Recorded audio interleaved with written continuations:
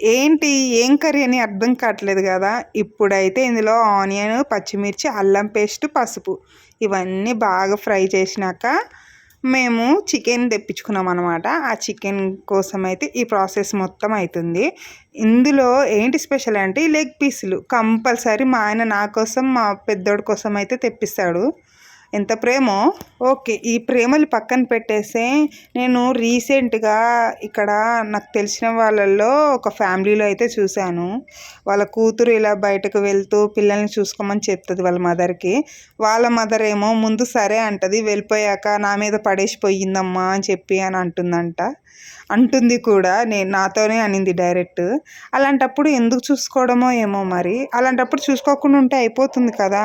అదేదో డైరెక్ట్‌గానే చెప్పుకుంటే అయిపోతుంది కదా! తన కూతురికి తనే చెప్పకపోతే తల్లి, ఇంకా అలా పక్కన అందరికి చెప్పుకోవడం వల్ల ఎంత బాధనిపిస్తది. మీ కన్న బిడ్డలకి మీరే చెప్పుకోకపోతే ఇంకెవరు చెప్పుకుంటారు? నాకు ఓపిక లేదో, నా వల్ల కాదో ఏదో ఒకటి చెప్పుకోవాలి గానీ, మీ పిల్లలు వెళ్ళిపోయాక మీ పిల్లల వెనకాల ఇలా కన్న కూతుర్లు గానీ, కన్న కొడుకుల గురించి ఇలా మాట్లాడుకుంటే అస్సలు మంచిగా అనిపియదు.